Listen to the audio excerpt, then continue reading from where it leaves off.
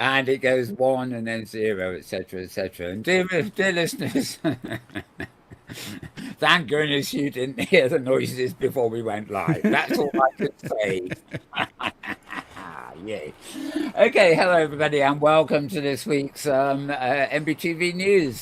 Since it was New Year's Day last week, then we can't say the same for this week, can we? It's now the 8th of January of the grand old year. Well, it's not very old yet, actually. The grand new year of 2023. Yes, there we are.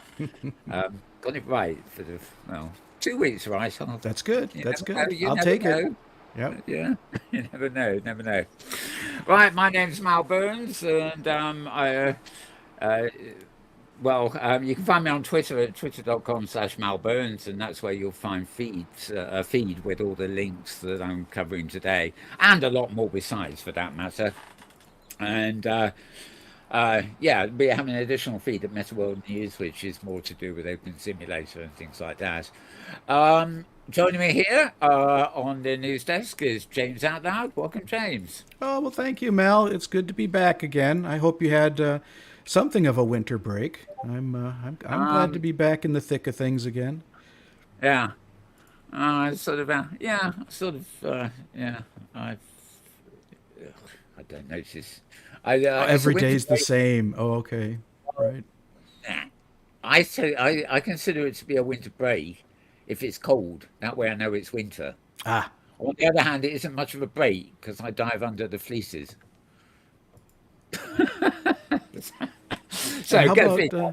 how about pink bunny rabbit slippers? Have you got pink bunny rabbit I've got slippers? not bunny rabbits, but they are fleece as well. Okay. All right. Very good. Very Well, good. they're fleece lined, but that's the idea. Something or other. Something's going beep beep beep Yeah, here. Discord's going on. I can Oh, hear it is that. Discord, isn't it? Yeah. Yeah. Well, of course I can't close that, so we wouldn't hear each other. Neither would the listeners. Anyway, to get on with things. Fortunately, it's a sort of quiet week, and we're hopefully going to get this show down to about 40 minutes today. So yeah, not too difficult. Let's see. Follow me on Twitter to get all the updates, and I'll remind you of that as we go along. Basically, all the news we cover here is concerned with virtual worlds, immersive spaces, and the technology and the haptics, particularly, that go with using those platforms, so to speak. Okay, starting off with a couple of quick pictures just to get them out of the way. They're both basically the same thing. This week has been the focus on all the feeds, really. I mean, it would have been quite empty, except there was something called the Consumer Electronics Show going on in either in one of the lost places, Mm. Vegas or Vegas? Angeles. I think it's still I think, Vegas. yeah, probably Vegas. That's where the money is, isn't it? Yeah. Yeah. So I'll be covering that a little bit as we go along. But why the big focus is there was that for the first time, about nearly a third of the floor was devoted. Well, there was a section of the floor devoted to virtual reality and headsets and stuff, which was new. It seemed to be taken over largely by LG. And one of the things, there's other things coming, of course, but one of the things LG was there to promote was their smart TVs that now have a virtual world built inside them, using some technology called Ubitus, I think. And the virtual world in question is somewhere called Sansar. So we can do this program back in Sansar again, and we can go live on LG television. But if you actually have a smart TV, you can load us on YouTube into the smart TV anyway. So don't know what the disadvantage is unless we wanted to have television enabled Or to guests. come sit in the audience. Yeah, exactly. That would be Somebody. cool. Yeah. So yeah, we still have the studio there, of course, for emergencies. So who Right. knows? Anyway, this graphic just shows the sort of handshake thing, and the other thing I got a screenshot of is this is the display of on the TV, which of course looks like Amazon's TV, Apple's, everything else really. But you'll notice down here the newly updated app that they launched at the Electronics Show is VR activated by Source. I don't know where that comes from, but you'll notice from the logo that that is actually Sansar and it's free to download. So presumably anybody with the new LG TVs can simply install Sansar on their box, and then it gets something akin to the experience we get when we go there on the web, or indeed on your smartphone. So whatever, or like you download Spotify and things. So Sansar's gone up in the world. Look, listed beside Spotify and Pluto. Anyway, that's it for those pictures. In fact, oh God, I hate it when that happens. Right, sorry, it went all over the place then, didn't it? So I'm going to move along to. No, I'm going to go straight to the clips actually, just to get it out of the way. There is a long clip here somewhere that I'll run at the end if we have time, and that's it, in fact. Right, so one of the things that it was announced a bit before, but Vive have announced a new headset called the XR Elite, and this is a bit about it.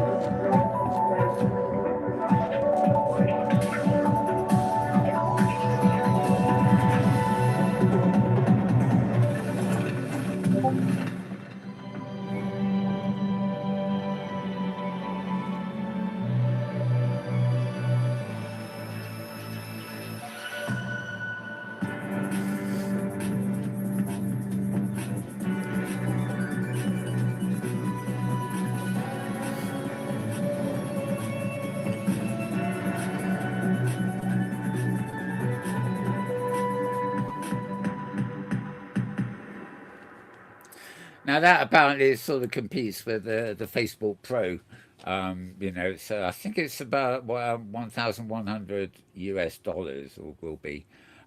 So not cheap, but apparently very good, powerful, better than the offerings from, say, aforementioned company, and sort of oddly enough, for a helmet, or it literally is still a helmet in my opinion, everybody's saying how bloody comfortable it is. And if you've got a lot of people wandering around saying, "Oh, it's darn comfortable to wear," that's a bit of a kick in the teeth for certain Facebook company, isn't it? Who incidentally have been fined heavily this week in both Ireland and in the EU, and they're going to well, they've got a problem on their hands because they have to. They have to get rid of their, spyware. In other words, tracking you, what you go, what your preferences are, and everything else. They're still allowed to do it if when joining Facebook or whatever, you actually choose to opt in. The problem is, at the moment, they basically steal your data regardless, and they've not only been fined for this, but until they actually change it to opt-in, they're going to be facing continuing fines in the billions of dollars every day by the sound of it. So I don't think the organisation is particularly happy, but it isn't ripe for big crooks in the first place, in my opinion, of course. Right. So as well as the Vive, there were a load of other headsets launched, which we'll get to when we come to the review roundups, I think. A little clip here, 50 seconds or so on touch. I think this is just a demo. Well, we'll have a look.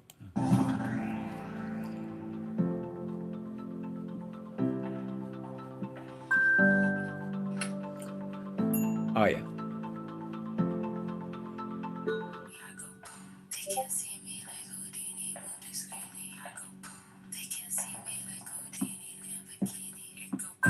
First they make me, then they treat me, then they leave me. I'm like, I'm too sticky, I'm too cheeky, I'm too freaky. Feel me, I'm the sweetie, don't believe me. They can't see me like a screeny. I go boom. They can't see me like Houdini, Lamborghini. It go. I find that very interesting. Imagine you're watching this show on YouTube, and I'm watching it. And instead of giving you the link, I'll tell you to touch me. Come on, honey, touch me, and then we can watch it together. But also, I see sort of interesting things about that in 3D worlds, especially when you're wearing a headset and stuff. you know, one person could be listening to a stream or something, and they can immediately share with you by touching hands, or presumably touching virtual hands if you've got the you know, glove kit or whatever. So anyway, just nice, just nice idea. Oh, touch me to hear my music. Okay, what was this? Oh, right, no, I'm probably not going. Okay, many yonks ago, we even had a sound effect for it because there was a website called Room. Sounded a bit like a Hoover or something. Oh, we still got it. Okay, that's interesting. Well, it stopped being a news site because it got involved with the Scar Ghost as part of it, and also the live events with Jean-Michel Jarre in France. However, they are now back, but they're no longer the website. They are actually a platform in their own right.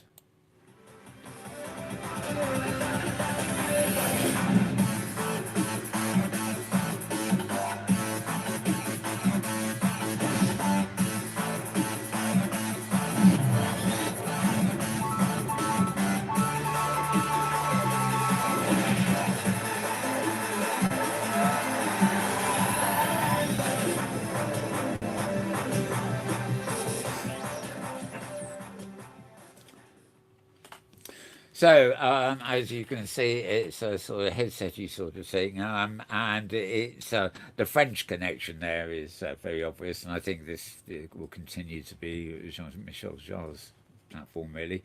However, they are Central European time, 8 o'clock, right, on January 10th. I'm trying to think about where that is, but I, I guess you'd have to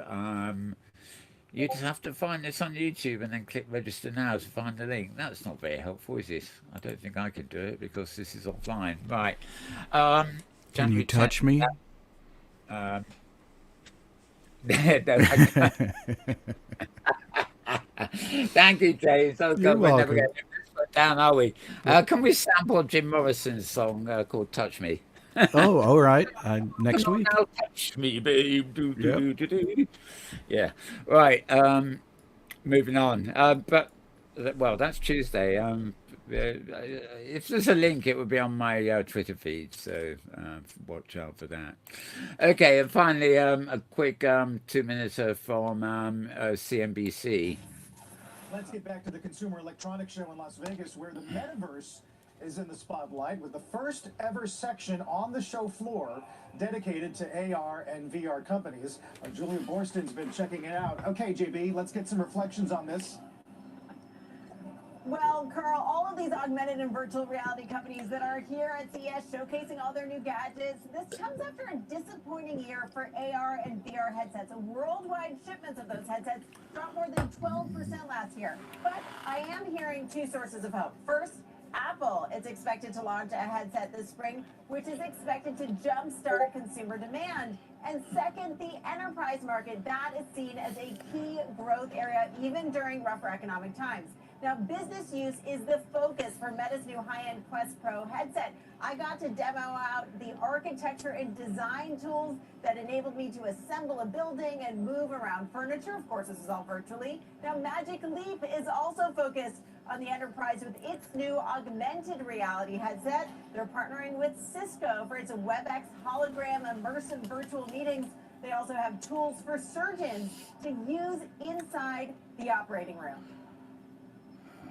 Space for me was the first entry point that made sense for augmented reality because there's actual use cases today that customers can find value with. And we narrowed it to areas like healthcare, public sector, manufacturing facilities, training. Eventually that will broaden more, and eventually we'll circle back to consumer. We also checked out a company looking to add another dimension of smell. Scent wearable startup OVR gives users smell experiences to help with relaxation and meditation. It also pairs with Meta's Quest headsets. I used this demo to virtually roast marshmallows at a campfire. I think when Apple releases their device, that's going to be a tipping point. I mean, obviously, Apple has a track record of doing really, really important things, releasing really, really excellent products. So I think that's going to be a tipping point for sure. There are other gadget makers here in the haptic space. That's a physical sensation. A company called OO sells vests and sleeves that send tiny electric shocks to make you feel like you are fighting a virtual battle. Now, and while they and other companies want the consumer VR market to take off, they're not holding their breath. And in the meantime, these types of gadget makers are finding other use cases. For instance, those sleeves are already being used with video games like Fortnite. Carl? So, a little roundup there. She didn't cover that many of them, but there are just so many headsets apparently been on display there. Right, this I don't want to. I'm just going to start playing this and jump through a bit. I'm Brad. Yeah, hello, Brad. He's actually talking about Sharp's tiny prototype. OLED displays, which Sadly, it's Bradley is his channel. on LCD, but they're bringing OLED to the general market for consumers. Good choice. I was mostly interested in what they had to do with AR and VR. The one thing to note is what you're about to see or what I'm about to explain is not a fully finished product. Sharp is a component distributor and supplier. They're mostly looking for tier 1 companies such as Apple, Meta, Valve, etc. to look at their stuff and say, yes, we will dedicate to mass producing all the components you're showing to us. And this demo is mostly a headset that they just kind of put together with a lot of Sharp components to say, this is the best we got right now, at least at a semi-public level. Now, this prototype they showed off to me and I got to put on was a 2K by 2K per eye LCD prototype with a custom pancake lenses by Sharp that they're advertising is the most efficient pancake lenses on the market today. It also had some diopters for certain prescription levels, and I'll get into that a little bit.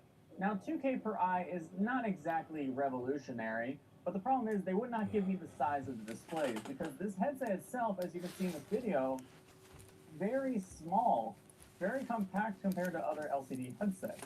Of course, they don't have any components such as SoC on board or that many tracking cameras. There are 3 tracking cameras, 2 for mono black and white and 1 for like the color pass-through overlay.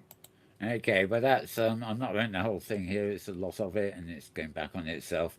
And he says this is all prototype, apparently from Sharp, but interesting nonetheless. We will see what happens there.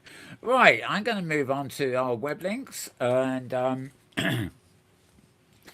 one I just added to the list at the top here this morning actually is, although I think it's a couple of days old, is from znet.com. Or Z as some people call it, zdnet.com. And yeah, looking at the CES yet again, huge for AR and VR. Here's everything important announced. And basically, January 6th, a couple of days ago, basically it was their roundup. And of all the roundups I could find particular to CES, there's a few more coming up, but this one seemed to do a pretty good job of covering all the major stuff on the VR, AR scene, as it were. So check this out. It said zdnet.com for that little roundup. Okay, now getting back on track. Of course, this is beginning the week, and it always is beginning the week with the XR Wheat Bee, courtesy of cue the music. I didn't even need to ask, did I? He's always ready there to start the howling. The scar. When he can, yeah. Yeah. SKARREDGHOST.com. And it was January the 8th by the time we got round to it. No, sorry, January 2nd, rather. Actually, well, that would it was late. I know that for sure. Anyway, it's a roundup of all the stuff that happened in the last week of the last year, to be honest.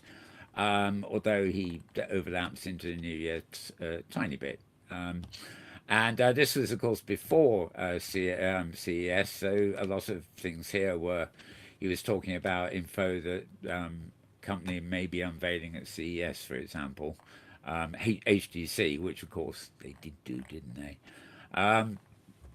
But Meta have been buying up things. I'm supposed to have got any money left to buy up anything, but they sack a load of people, get rid of a few subsidiaries, and then buy another one for good measure. Anyway, oh yeah, this is quite interesting. This was actually on show at CES too. XR accessories from Japan. It's actually a face tracking mask. I think we may have covered something that hinted at this last week. Um, it's expected to launch for less than $100, which is not bad. It works like a glove, but the idea is it actually detects your facial movements, at least in the area where it's covering. And presumably, if it stretches a bit there and there, then it would effectively give you lip movement too. Um, yeah, Saudi Arabia pretty much own Magic Leap these days, so that was a few weeks old, that information. Anyway, these are all roundup sites, so this is a very good one to check out every week. ScardGhost.com at the beginning of the week. Also, at the beginning of the week, there's always a new edition of Spatial Beats. This is at arinsider.co, ARINSIDER.co. And this, although he writes one at the end of the week for Forbes, this one is a new column at the beginning of the week from Charlie Fink, just called Spatial Beats. And he looks at Nreal, CES, and VR Nightlife. And again, the column is before the actual opening of CES. Although he may have had a little hint of this, because there was a couple of non-person. I think there's one evening on one day that are non-public at CES that VIPs and press and stuff can get into ahead of schedule. Anyway, you'll find that at arinsider.co. Typical. Right, this is a site called Mac Rumors, and despite we don't really go for rumors here, but it's actually quite a good site despite its name. One thing they don't really cover is the idea of Apple's headset. Even that TV clip we showed a minute ago said coming in the spring. Well, the closest Apple will come to saying something's coming is probably in the fall. So I think that, as usual, it's the rumor mill sort of, especially around the conference time, sort of claiming things that, somebody told me it's coming next week. Oh, no, my source says it's coming tomorrow. Oh, well, my source said it's coming next year. Go figure. Anyway, that's what goes on here, isn't it? The CEO of Epic Games, Tim Sweeney, however, has, and this generally is a thing, that Fortnite is going to return. It once was on iOS, which is like the iPad operating system, and iPhone for that matter. And Fortnite apparently will be returning there. They were removed 3 years ago because of the App Store's platform rules. They had a rather contentious legal battle, as it says there. But it says they're coming back. They've recently agreed with Apple how they would do it, and Apple apparently have changed tactic recently when they are planning to allow side loadings and alternative app stores. They too. Apple, this is, are in a bit of trouble, or potential trouble, with the European Digital Markets Act. They haven't been fined anything like Meta, but they've obviously they're under pressure to open up the store and to other markets and things. So Fortnite may be on its way to your iPad or iPhone, or who knows, Apple TV. I don't know. iOS is technically only iPhone now.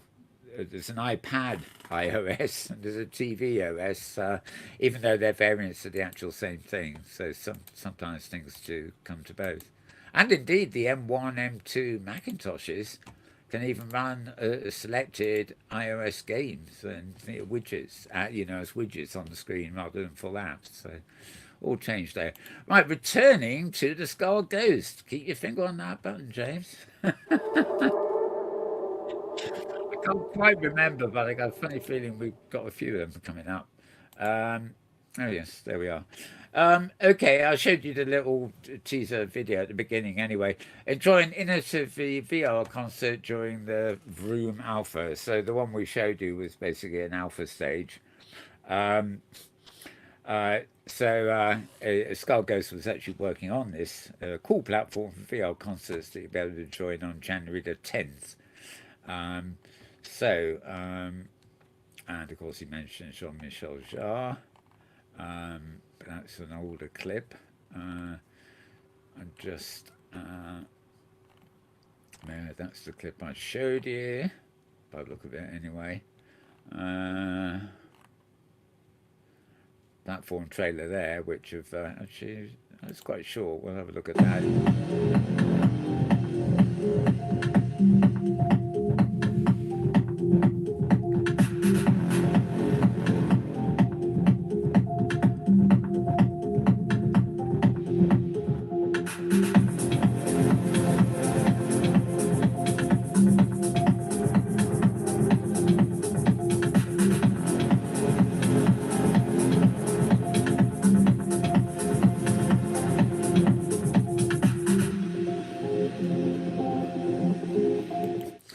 Well, it certainly looks like they've got a slightly modified user interface there, but it clearly looks, you can tell from the appearance, it's very clearly Sansar in style there. It's probably a bit like ScienceSpace, where you they can actually customize a version for a different platform for you. So although it's the same world, the same space, they might have an overlay interface that behaves differently depending on the device you're using it on.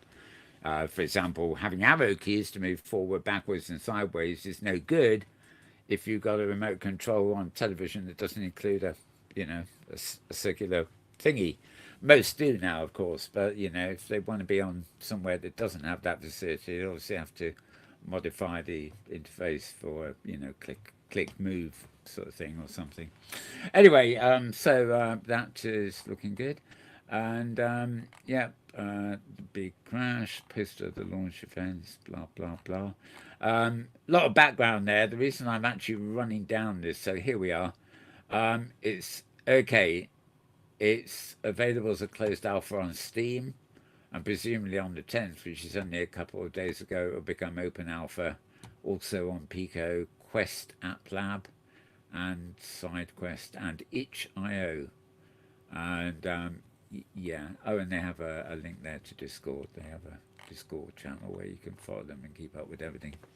Right, I'm not going to linger on that, but that again is at skullghost.com.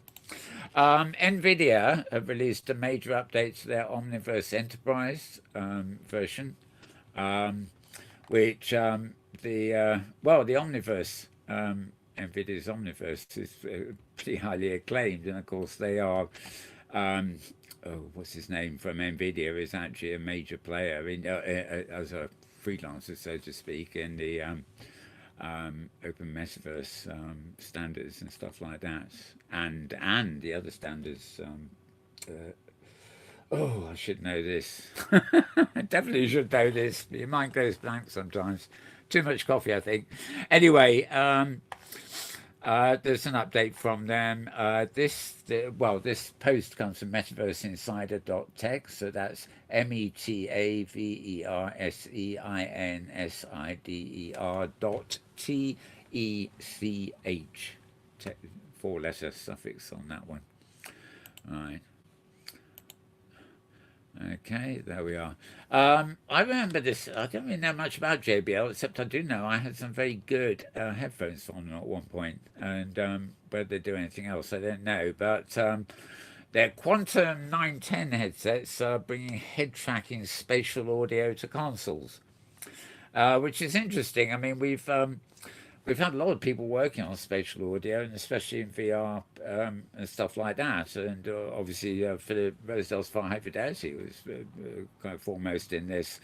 But I haven't actually seen that many headphone brands actually, adopting it per se. Of course, headphone bands, headphones, you get stereo because you've got left and right, of course, but you do get... I've got a couple of gadgets to sit between the sound output and the headphone. They simulate surround sound. They do more than simulate it. They break up what would be the surround sound channels, and they feed them into your headphones. But I imagine a headphone that is actually made for surround sound would have a left and right focus towards the front of the ear, and then would, have in the rear of the ear would have some kind of more surround effect. But anyway, JBL are going for it, and as far as I know, it will just depend on how many headphones they do. They just say Quantum One wired gaming headset, which had head tracking in, but I don't think that it didn't have stereo sound. So I suppose if it works, it's going to appear in other formats too, maybe inside certain headsets or whatever. But for the moment, it's just in their own audio headsets, as it were. All right, so you'll find that article at theverge.com, theverge.com. And we move on down the list here. Okay. Oh, didn't go anywhere very quickly, did it? There we are. Okay. This is where when this is a site called immersive.com. Right, I shall pronounce it, spell it, not try and pronounce it. IMETMETA.com. So it's imetmeta.com or something, basically. Talking about the educational aspects of metaverse technology, so it's a roundup on education benefits and stuff. It's one of these informative articles that is dealing with the genre. It's not about any particular headsets or anything like that. It's the uses of VR, basically, and other metaverse technologies. So, as I say, you'll find this is imetmeta.com. Have you met Meta? I thought Meta was Meta. Nope. Yeah, forget that. Okay. IMETMETA.com, and we'll definitely move on from that one. Okay, this is another. This is the XR. XR is for extended reality, of course, and the A at the end is association. So the XRA association. Membership thing. They started a couple of years ago, and they've expanded all over the world pretty fast. They're very much a trade organisation. To do with XR, very kind of not very hip in many ways, but fairly staid organisation, as some are bound to be. But they were looking at members. This is basically a roundup of 22 in review from their point of view, and various different sections here. You can see what's going on. And if you want background information, not only about XRA but also the stuff they're overlapping into, then this is a good page packed full of articles to look back on the last year with. So who's feeling nostalgic now, eh? I don't know. Right, xra.org. That's a very easy one to remember, in fact. So xra.org for that year in review. Right, move that. Moving down, this is news.panasonic.com. And as you might guess, on the Panasonic site, then the news is about Panasonic, isn't it? Main product features. Bale Glasses and Panasonic are demonstrating unveiling smart glasses. Glasses? I don't know. But their support for the virtually impaired. Now, I mean, looking at some other headsets, helmets, glasses, whatever, quite a few of them actually have slots for prescription lenses and stuff. So this is nothing particularly unique. But I mean, these so-called, well, I'd call them goggles. They're less than a helmet, but certainly more than glasses. These are actually designed particularly for people with visually impairments. So not necessarily just people who have to wear glasses, but various other things. They're designed to enable a strong increase in their autonomy. And founded by a doctor and engineer as a solution for their son, and etc., etc. And it integrates Panasonic's HDR-capable VR goggles with Bale Glasses technology for low vision. So good to see the medical contraptions merging with the commercial contraptions, as it were. So you find that at news.panasonic.com, which is, gives you, there's probably an extra link there when you get there, but easily findable. All right. Moving on to arstechnica.com, arstechnica.com. This one's about Asus, who of course do monitors. Well, I think they do works. They do a whole load of stuff, really, a bit of everything.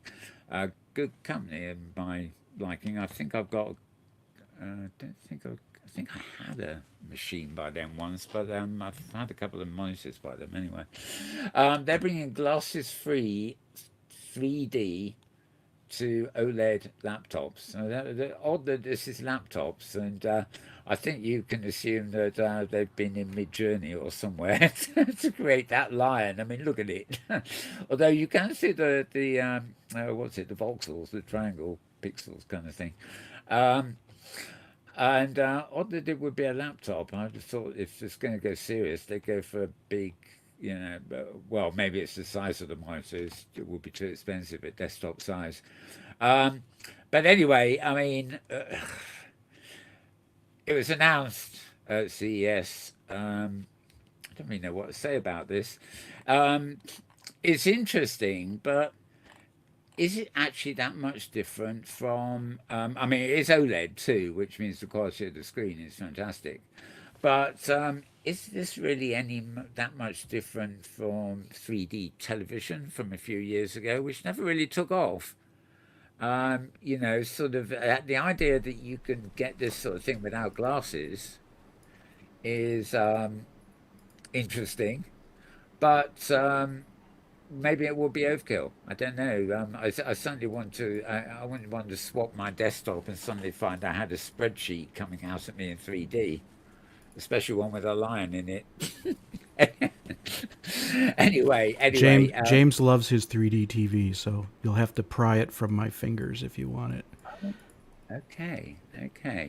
Interesting to know. I mean, I'm just going by conventional figures. 3D TV was not the roaring success I think they thought it would be, but it's still around even by Blu-ray. Not until 4K OLED came along, and then it was fantastic. Yeah. Yep. Okay. Well, coming up next week, an exclusive interview with James Atlloud on the state of the art That's of right. 3D TV, because yes, folks, it hasn't gone away. Not here. Not yet it hasn't. Okay, though, so that's at arstechnica.com. And okay, talking of smart TVs, there's another post here which is about the LG Smart TV, I think. Source Digital and Sansar team bring you what they call the first practical user-friendly application of metaverse capabilities in the television. This is IoT, WORLDTODAY.com. So it's IoTworldtoday.com. And again, you saw a bit of that in the video earlier. That's what they've got there. I can't wait to see this actually, because I've always been, as you probably realise, quite a big fan of Sansar since it was born at Linden Lab and moved on. Right, xrmust.com, xrmust.com. XR through the womanist gaze. What a title, eh? But why not? Education for Women with Judith Onkwo. Right. Okay. Oh, they would have an Oculus there. No, it's not called Oculus anymore. It must be an old model. Anyway, if you're interested in education, women's empowerment, especially in Africa and stuff like that, using VR, and this would be an interesting article for you. That's all I'll say here, really. We haven't got running out of time here. So xrmust.com for that one. And we already did the Sansar. And right. Metatrend number 11. This is Peter Diamandis at his own website. diamandis.com. It's only been out there a couple of days, and it's got an awful lot of retweets, which must say something. Um, the emergence of the metaverse and Web3. It really is talking about the trends and all that stuff. So it's another kind of roundup kind of site. Quite a lot to read there. Not too long. It's not an epic. There's lots of short paragraphs as opposed to jump out with long ones. But very interesting roundup stuff there. So that's diamantis.com. And oops. And yeah, coming to the last ones. This one could almost be an Metaworld news feed, but it's not. It's smashing down barriers in the metaverse with Akeem Ali from Smash Academy. Right, it's an interview talking about barriers in the metaverse and stuff. And this is actually posted by Breakroom. Breakroom, of course, is the enterprise version on the web of Sciencebase. Basically, it's just an interesting interview. There you have Breakroom, and well, the interview was live, but the video was on a screen, sort of thing, so mixed reality sort of thing. But interesting interview there. Right, TechCrunch. We've got techcrunch.com. Virtual reality comes of age as Rendeavor, a mixed reality startup focused on the elderly, acquires Alcove from AARP, blah, blah. Right, we've often had articles like this, especially at the beginning of all the metaverse hype, put an Oculus on your granny and see her face light up kind of thing. Actually, I often think the artists typically thought of as early adopters because, often technology is built by the retirement homes and things like that as entertainment, so they're not making, they've been put in situations where they've been conveniently able to experience it. But anyway, lots of elderly people, using VR to feel less lonely. 600,000 users with Rendeavor, and they've acquired another platform called Alcove, which was developed as an organization that lobbies for and provides services like insurance and support to retirees and older people. So yeah, I've used it. I think it's a wonderful app. Actually, it's quite quite fun to use. Yeah. Oh right, okay, yeah. It's good to see this because I mean, you'll often hear me talking about, sort of, I'm not going to Helmetville, but it really depends. I mean, there are certain people for whom, and I'm not talking about gamers, but who can actually be in these sort of things long term, and they might not have mobility anyway, so the mobility they get from these applications helps them. Yep. And people, elderly people relive their memories. I mean, even a slideshow of memory photos and things in an environment like that can be, extra special over and beyond just flipping through, an old photo album with shaking hands or something. So there's a lot there to be considered. Yep. He says as he goes off to buy a Questy thing. No, I'll go for the HTC one if I'm going to go for it. There you go. All right. Right, okay, moving on. arpost.co, arpost.co. And this is again XARO survey. Teachers pin hopes on XR for better classroom engagement. Posted again. Obviously, this is dealing with teachers who are pinning their hopes on this. Obviously, it's not going to interview the ones who aren't. Right. VR Scouts. Ooh. It's not doing its thing there. Right. Again, another post at vrscout.com, so vrscout.com, about the HTC Vive XR Elite. Big name for a big thing. And it's a big step, too, for XR hardware. And as I say, people say it's comfortable. That's the thing I've heard most about people is wore this at the conference, is it's actually comfortable. And given the fact it's actually slightly heavier than Meta's Quest 2, that's interesting. Anyway, yeah, a few videos here. I'm not going to play all these, whatever. There's a fairly good picture. I must say, when I saw somebody wearing this, it looked less big than it really is, because you see an effect a bit like the goggles there. And the fact that they're wearing this battery pack on the back of their head is less obvious. But I also gather that this battery pack at the back there can be removed, and you can replace it with a tethered charging system. So apparently they've been thinking of a whole lot of things during the course of developing this one. Yeah, you can even connect things via Bluetooth to play things on smartphones and gamepads. Right. Let's remove item. Right. Yes. All my other articles here are for a forthcoming show. So that's it for the articles. Let me click back to our picture department. Oh yeah, we've watched everything there was to watch there, in fact. So the only thing we haven't done is briefly look at my feed at Mastodon. This is at Metaworld at Mastodon Social, but all the features here get automatically reposted to Twitter anyway. So if you follow the Twitter account I gave you earlier, you'll get these videos anyway. The video from Week in Exile with Charlie Fink and stuff, oddly enough, this week is actually an audio.